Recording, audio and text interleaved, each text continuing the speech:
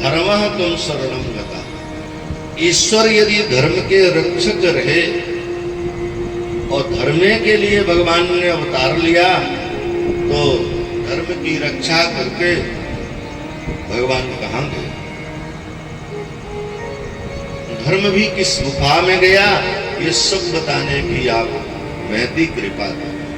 ये 6 प्रश्न और इन्हीं 6 प्रश्नों का उत्तर दिया। तो पहला प्रश्न आपको याद दिलाएं, क्या है? मानव का धर्म। मानव का धर्म क्या है? तो कहा कि मानव का धर्म है भगवान की भक्ति करना। ईश्वर के जो चरण हैं ना, उस ईश्वर के चरणों में आपका राग नहीं अनुराग बन जाए। क्या बन जाए? अनुराग बन जाए। अब श्रीमुख की सेवा ना हो तो ना हो, विग्रह की सेवा बने चाहे नहीं बने, पर भगवान के चरणन की सेवा करिए। चरण धूल माथे पे लगाइए, बढ़िया। धीरे धीरे आपकी किस्मत ही बदल जाएगी, अच्छे दिन आ जाएंगे आप। तो अहितुक्यम प्रतिहतात्मानम कहते हैं, उत्तम सर्वोत्तम मानव का जो धर्म है वे भगवान के चरणन की सेवा ही है। भगवान के चरणों में आपकी इच्छा बन जाए कि सेवा करने की, इससे बड़ी भक्ति कुछ नहीं। ये सबसे बड़ी शरणागति है। चरणों की सेवा करिए आप। चरणन की सेवा महापुरुषों की करिए, भक्त जनन की करिए, भगवान ठाकुर जी की चरणन की सेवा करिए।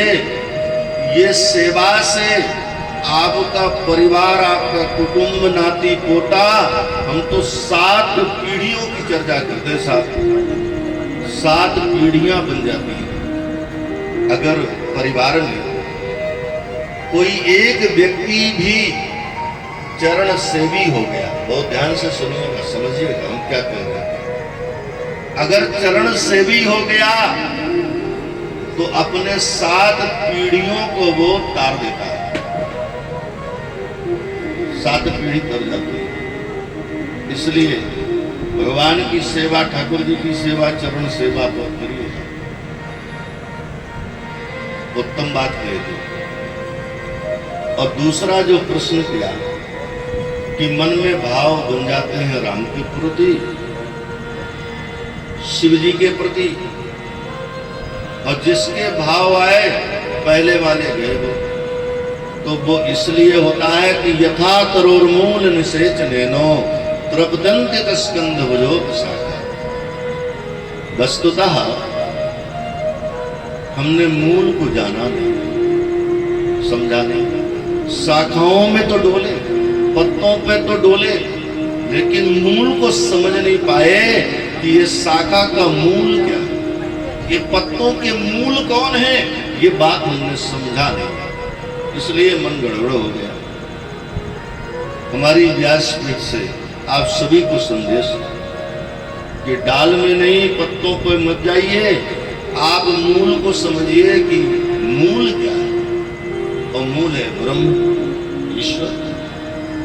ईश्वर की लीलाएं हैं, चाहे राम के रूप में रहें, चाहे कन्हैया के रूप में रहें, चाहे शिव के रूप में रहें, ये लीलाएं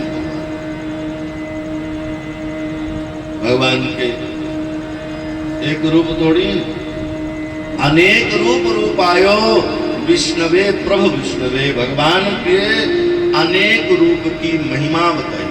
अनेक रूप विष्णु शास्त्र नाम में है। भगवान के अनेक रूप, अनेक नाम है। विष्णु शास्त्र नाम का ही श्लोक है। अनेक रूप आयो विष्णवे प्रभु विष्णवे। अनेक रूप है भगवान, अनेक लीलाएं हैं भगवान। तो जो मन में भा जाए वो ठीक है, लेकिन मूल तो एक ही है ना। वो मूल से ही राम जी दिख रहे, उस मूल से ही कन्हैया दिख रहे, उस मूल से ही शिव तत्व दिख रहा है, उस मूल से ही देवी देवता दिख रहे हैं, अनेक रूप। तब हमको भटकाव नहीं करना चाहिए। राम कृष्ण एक हैं, अंतर नहीं। अब महाराज ने प्रणाम किया सौनक जी ने कि बस महाराज जी अब समझ में आ गया, ब्रह्म की सत्ता एक है, लीला कथा अनेक है। चलिए, पर वेदों ने कहा कि ब्रह्म का जन्म नहीं होता ईश्वर का, और वे दशरथ नंदन बनकर के आए राम जी, तो ये कैसे? तो महाराज बहुत सुंदर वर्णन किया कि नहीं, वेद ने ठीक कहा है कि ईश्वर अजन्मे हैं, मानते हैं ईश्वर, लेकिन कभी कभी प्रबल प्रेम के पाले पड़कर प्रभु को नियम बदलते देखा। वेद चाहे भले ही प्रमाण करते हो, पर भक्तों के प्रेम के बस भगवान को अपने नियम बदल देने पड़ते हैं, बदल देते हैं भगवान। इसीलिए दशरथ जी के राघव बनकर के आ गए और देवकी के कन्हैया कृष्णचंद्र बनकर के आए गए, प्रबल प्रेम के पाले पड़ गए। आप ऐसा मानिए कि हम भक्त जनों के कल्याण, हमारी मनोकामना पूर्ण करने के लिए भगवान को अनेक रूप लेने पड़े, जन्म लेना पड़े। और ऐसे मुख्यतः जन्म बताएं तो भगवान के 24 अवतार। कितने अवतार? 24। बहुत सारे अवतार, पर मूलतः भगवान के अवतार 24 हैं। 24 अवतार में कैसे कैसे विचित्र अवतार भगवान ने लिया। 2 मिनट सुन लगे, देखिए परंपरा कैसी भगवान ने बना। पहला अवतार भगवान ने सनकादिकों का रूप लेकर के, महात्माओं का रूप लेकर के आए, ये जगत के लिए दिखाया, उपदेश दिखाया कि हमारा कल्याण किसमें है, किसमें नहीं है। ये समझिए यार, कितना सौम्य रूप है, कितना सहज सरल रूप है कि भगवान महात्मा बनकर के आए, महापुरुष, सनत सनंदन सनातन सनत कुमार, ऐसा रूप लेकर के भगवान आए हमारे बीच में, जिनका दर्शन करने मात्र से हम सम्यक के हो जाते, सम्यक वाणी हो जाते। अच्छा, आपको तपस्वी कोई महात्मा दिख जाए तो आप अनायास सरल हो जाते, अनायास ही उस महात्मा की शरणागति लेने के लिए तैयार हो जाते। देखो, बहुत ध्यान से सुनिएगा, कितने भी उद्यमी हो और कितने भी अधमी हो, बहुत ध्यान से समझिएगा, कितने भी उद्यमी हो और कितने भी अधमी हो, पर जब महापुरुष के सानिध्य जाते हैं तो आपका अधम और आपका उधम ये दोनों शांत हो जाते हैं। बोलो जय श्री कृष्ण। क्यों? क्योंकि रूप ही ये महात्माओं का है। हम महात्माओं से डरते थोड़ी ना है, पर महात्माओं का इतना सम्मान, उनकी त्याग और तपस्या का सम्मान, कितना बड़ा त्याग करते हैं। ऐसा भगवान ने सुनकादिक रूप पर अवतार लेकर के और धर्म का प्रचार प्रसार किया, बताया है। गीत गाने से, भजन करने से और राम नाम जप करने से जितना पुण्य प्राप्त होता है, उससे कहीं 10 गुना पुण्य हमें भगवान की हरि चर्चा का प्रचार प्रसार करने पर पुण्य मिलता है। इस बात का प्रमाण बताया है। जैसे हमारे प्रवेश मिश्रा जी अनंत संतों का, बहुत सारे संतों का, गुरु ब्राह्मण और अपने वेद पुराणों का अपना अमूल्य समय देकर के प्रचार प्रसार करते हैं, जन जन तक ये खबर पहुंचा रहे हैं। हम अपने व्यासपीठ से आदरणीय सम्माननीय हमारे पत्रकार हैं, हमारे बीच के प्रवेश मिश्रा जी, हम बहुत बहुत धन्यवाद देते हैं, शुभकामनाएं देते हैं।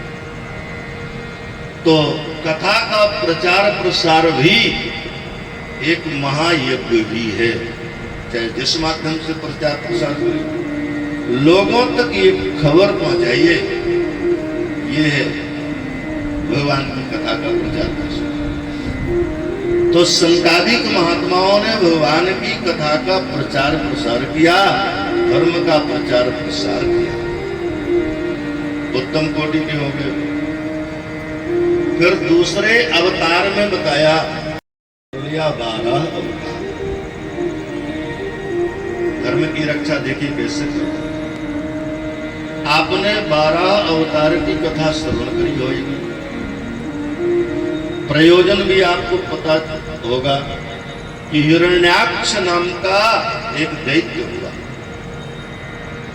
अच्छा, उसमें शक्तियां अपार हो गई, बड़ा शक्तिशाली था। ऐसी शक्ति उस दैत्य पर आई कि और तो और धरती माता को लेकर पाताल को चला गया। धरती माता बनी। एक बात कहें, धरती पे रहने वाले जितने जीव जंतु हैं, कितने हैं गिनती है क्या? कहाँ है बात? 84 लाख योनि होती है और 84 लाख सब धरती है तो रहती। तो कुछ तो मर गए, अब बचे कुचे जो लोग थे वो बिना पंख बिना हाथ पांव के उड़ रहे थे। धरती नहीं तो कहां पांव रखेंगे जब धरती नहीं? धरती तो हिरण्याक्ष लेकर के चला गया। अब बिना पंख के बिना हाथ पांव के उड़ रहे थे, डोल रहे थे, त्राही त्राही कर रहे थे, भगवान को पुकार रहे थे कि कहां हैं आप, हमारे प्राण बचाइए, रक्षा करिए। सुत जी कहते हैं, यम ब्रह्मा वरुणेन्द्र रुद्र मरुताओ सुनवन्तु देवी स्तवै। बड़े बड़े देवी देवता भी असमंजस में पड़ गए। अब भगवान ने लीला कर, क्या लीला? कि ब्रह्मा जी को छींक आई गई उसी पल पर। जब लोगों ने पुकारा, त्राही त्राही करी, तब भगवान की लीला का प्रादुर्भाव हुआ कि ब्रह्मा जी को बिना सर्दी की सर्दी हो गई, बड़ी जोर से छींक आई। अब ब्रह्मा जी को छींक आई तो नाक के छिद्र से एक बाराह की मूर्ति प्रकट होकर के भाग रही थी। ब्रह्मा जी ने देखा कि हमारे नाक से, नाक छिद्र से एक बाराह भगवान का, बाराह की मूर्ति का जन्म हो गया। अरे आंख बंद करके देखा तो भगवान नारायण ही तो बाराह बन करके हमारे नाक से प्रकट रहे हैं। संघ चक्र गदा पद्म सब दिखने लगे, बाराह। भगवान नारायण ही हम भक्तों के लिए 12 रूप धारण। अब क्या करेंगे? ब्रह्मा जी कुछ कह नहीं पा रहे, हुंकार मारते हुए 12 की मूर्ति जा रही थी तो देवर्षि नारद जी की नजर पड़ गई कि हमारे महाविष्णु 12 रूप धारण किए, तो स्तुति कर रहे हैं, बड़ी सुंदर स्तुति की। सूत जी कहते हैं कि स्तुति गायन कर रहे थे, 12 भगवान की जय जयकार कर रहे थे, आगे आगे जा रहे थे और पीछे पीछे 12 जी जा रहे थे। तो हिरण्याक्ष के शरीर में खुजली बन गई थी, वे युद्ध करने के लिए योद्धा ढूंढ रहे थे। अच्छा, कोई अधिक शक्तिशाली हो ना तो वो ढूंढता है कि हमको युद्ध करना है। अब वो अनायास उसकी मति मारी जाती, तो नारद जी का हाथ पकड़ लिया और हाथ पकड़ करके कहा कि आपसे ही हम युद्ध करेंगे, हमको कोई मिलता ही नहीं, तो आपसे ही युद्ध करेंगे। हम दुबले पतले व्यक्ति हैं, हमारे पास इतनी ताकत नहीं है कि हम आपसे युद्ध करें, क्यों करते हैं हम उससे? वर हो गए हैं, कोई मिला ही नहीं, तो कुछ कम हो जाएगी हमारे शरीर की खुजली, इसलिए आपसे युद्ध करेंगे। नहीं महाराज, और कोई नहीं मिला, आप ही से करेंगे। नारद जी ने कहा सुनो, हम जर्जर शरीर के व्यक्ति हैं, हमारा शरीर खाया पिया नहीं है, हम कभी किसी से युद्ध किए ही नहीं, हमको कुछ भी नहीं है पता, हमसे युद्ध मत करो। अगर हम योद्धा बताए दें और वो 5 मिनट में ही यहाँ पहुंच जाएंगे, ऐसी खुजली मिटाएंगे कि फिर जीवन में आपकी खुजली बनेगी, ठीक नहीं रहेगा। उसको क्या पता? उसने कहा हाँ ठीक है, बताइए। तो कहा कि अभी अभी एक बाराहो का प्रादुर्भाव हुआ है, हमारे पीछे पीछे दौड़ता आ रहा था, पता नहीं कहाँ रुपया आएगा जरूर, तो उससे युद्ध करो। और ये चर्चा पसंद आ गई और 5-10 मिनट में बाराह की मूर्ति, भगवान नारायण की वह दिव्य मूर्ति आई गई। हिरण्याक्ष ने देखा और देख करके ललकार दिया। सूत जी कहते हैं कि हरि नारायण ललकारने पर भी हंसते हैं, शायद सुधर जाए, फिर भी ललकार रहा। तब हुंकार मार करके भगवान बाराह, विष्णु बाराह की मूर्ति हिरण्याक्ष से युद्ध करने के लिए तैयार हो गई, आ जाओ। और भगवान ने जब युद्ध किया तो नारद जी की जो वाणी है, मुख से जो निकले शब्द हैं, वे पूर्ण सत्य वेगे। बोलो जय श्री पूर्ण कि फिर दोबारा शरीर में बनेगी ही नहीं, जब शरीर ही नहीं रह गया तो बनेगा। हिरण्याक्ष कहना। अब भगवान ने क्या किया कि जो जीवों की धरोहर है, जीवों की धरोहर क्या है? जितने भी हम जीव हैं, चाहे मनुष्य हो, चाहे पशु पक्षी, हम सब जीव की धरोहर क्या है? हम सब जीवों की धरोहर धरा ही तो है, धरती ही तो है। तो उस धरती को भगवान लेकर के चल पड़े। हाथ में लेकर थोड़ी आए, भगवान ने माटी को, धरती को अपने सिर पर चल पड़े। और जैसे चले तो सूत जी कहते हैं कि धरती माता को अहंकार हो गया। वे समझ रहे कि हमको अपने सिर पे किसने रखा, वे समझ रहे। मन में सोच रही थी कि देखिए हमारे बगैर इनका काम नहीं है। एक बात कहूं, घमंड आ गया।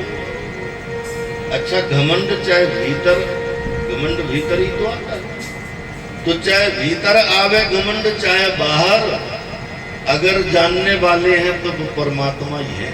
आपको कब घमंड आया, कैसे आया, और कोई जाने चाहिए था, भगवान जान जाते। और भगवान जान जाते हैं तो जो भक्तजन होते हैं उनके घमंड को भगवान जल्दी चकनाचूर कर देते हैं। और जो भगवान की सेवा भाव भक्ति से दूर रहता, घमंडी है, तो उसके घमंड को बढ़ने देते हैं, बढ़ जाने देते। विचार पीढ़ी बिगड़ जाए तो भगवान मन ही मन सोचने लगे कि धरती माता हंस रही है, इन धरा को घमंड आ गया। देखते हैं, घमंड दूर करने के लिए सूत जी कहते हैं कि हरि नारायण बाराह विष्णु वृंदावन धाम पहुंच गए। बोलो गए वृंदावन चले। अच्छा एक बात करें आपसे, जब वृंदावन पधारे तो धरती माता को अपने सिर से उतार के रख दिया, विश्राम कर लो, हम तो तनिक विश्राम कर लो। तो धरती माता ने हाथ जोड़ करके मंगलमय भगवान के गुणाओं को गाते हुए, स्तुति करते हुए कहा कि मैंने बड़ी गलती की हे ईश्वर, परात्पर ब्रह्म तत्र महानिलंब भी, मैं ये स्वप्न देख रही हूं का क्या हो रहा है? जब मेरा हिरण्याक्ष बोध कर लिया, हरण कर लिया, जब मैं नहीं तो ये वृंदावन, ये गौएं, ये लता पता मोर, ये सब कैसे? तब भगवान ने उत्तर दिया कि धरती, हे धरा देवी, ये वृंदावन है, ये आपके ऊपर नहीं है। एक बात कहें आपसे, दुनिया में वृंदावन नहीं है, धरती पर वृंदावन नहीं है। वृंदावन तो गोलोक धाम है, ये वृंदावन अलग है। ये धरती में लौकिक आंखों से देखेंगे, सहजता से देखेंगे तो दिख रहा है कि धरती पे है, लेकिन वृंदावन धरती पे नहीं है, ये तो साक्षात गोलोक धाम है। चौकीदार, सिपाही, दरोगा सब आना जाना कर दिया, खूब मेहनत किया चोर पकड़ने के लिए, पर अब तक चोर पकड़ नहीं पाया। अब कानूनी दबाव बना, कैसे सिपाही कैसे दरोगा हो कि चोर नहीं पकड़ पाए। 48 घंटे के अंदर यदि चोर नहीं पकड़ा गया तो आप सबको हम सस्पेंड कर देंगे, घर बैठो, काय को नौकरी करते। अब महाराज राजशाही का समय डर गए। आधी रात के ही चोर पकड़ने के लिए दरोगा सिपाही चल पड़े। बहुत ध्यान से सुनिए, चल पड़े। और जिस गांव में वो भिक्षुक रहते थे, जिनकी ठेगी थी बतात बनी को काकर, उस गांव में 3-4 बजे सवेरे के पहुंच गए पुलिस वाले, दरोगा जी। तो पहली भेंट उन्हीं पंडित जी से हुई, पूछा ताचा, और पंडित जी अपने काम को चले गए और वे अपना काम करवे को आए गए। अच्छा, दरोगा सिपाहियों को उस दिन किसी ने चाय तो दूर पानी एक गिलास नहीं दिया। बोलिए जय श्री कृष्ण। जिस राजशाही में गुरु महाराज की तरह सिपाही दरोगाओं की पूजा होती थी, उस समय राजशाही में एक गिलास पानी नहीं मिला, नाश्ता नहीं मिला। और चोर को ढूंढने में पूरा दिन व्रत किया, एकादशी कर ली, हार के बैठ गए और गांव पे चौपाल बुलाई और कहा कि आज का दिन हमारे लिए ठीक नहीं है, चोर भी नहीं मिला और संग संग आज हमको एकादशी भय गई, निराहार हो गए, हमने तो पानी भी नहीं पाया। चाय की तो बात छोड़ो, आज हमको एक गिलास पानी भी नहीं मिला, मांगे जाने पर भी नहीं मिला। लोग दरवाजे बदल गए, पता नहीं आज हमने किसका मुंह देखा। तो गांव की चौपाल बैठी थी, कहा साहब कोई तो जरूर मिला होगा। तो दरोगा जी ने कहा हाँ, एक व्यक्ति आपके ही गांव का मिला, भिक्षुक, बस और तो कोई नहीं मिला। हाथ जोड़ करके कहा कि महाराज जी वही भिक्षुक न जाने कितने गांव के लोगों को मिलकर के प्रातः काल काम बिगाड़ देता है, उसका मुंह देखने का कल्याण नहीं है। उस व्यक्ति का आमना सामना करने से काम बनते नहीं, बने भी बिगड़ जाते हैं। आप उसी व्यक्ति का मुंह देख लिए हैं, इसलिए आपको भोजन पानी नहीं मिला। चौपाल में बैठे लोगों से कहा दरोगा जी ने कि अच्छा आप आइए चौकी पे, उसकी रिपोर्ट लिखाइए। ऐसे व्यक्ति को दंड मिलना चाहिए, वो जीने के लायक नहीं, जीने के काबिल नहीं है। अब लोग यही तो चाहते थे कि ये अच्छा व्यक्ति नहीं है, तो रिपोर्ट लिखाओ, तो दरोगा जी लिखे। तो गांव भर के लोग गए और उनके विरुद्ध रिपोर्ट लिखाई गई। राजशाही का समय, एक बात कहे, सम्मन भेजा गया। अच्छा, महाराजिन वृद्ध हो गई थी, वे 60 की पहुंच रही थी, 65 साल। तो महाराजिन को सम्मन पढ़ना नहीं आता था, किसी से पढ़वाया, तो पढ़ने वाले ने सबाई पढ़ दिया। महाराजिन, महाराज को फांसी होने वाली है। गांव भर के लोगों ने रिपोर्ट करी है कि इनके मुंह देखने पर काम बिगड़ जाते हैं। इससे राजशाही राजा दरबार ने इनको ये दंड सुनाई दिया, फांसी हो जाएगी। अब महाराज, उन्होंने भोजन नहीं बनाया, सूख करके बैठी हैं। जब ब्राह्मण आए, भिक्षुक आए, कहा कि आज बड़ी उदासीन हो, क्या हो गया? अब तक भोजन नहीं बनाया क्या? अरे भोजन कहां से बनाएंगे? क्यों? आपको फांसी होने वाली है, लोगों ने रिपोर्ट कर दी है, सम्मन आया है आपके लिए। तब ब्राह्मण, वो भिक्षुक जो थे, वे पत्नी से कहने लगे, काय को इतनी चिंता करती, चिंता मतलब नहाए लो और बढ़िया भोजन बना करके खिलाए दो। बतात बनी तो क्या करेंगे, हम जाएंगे कैसे?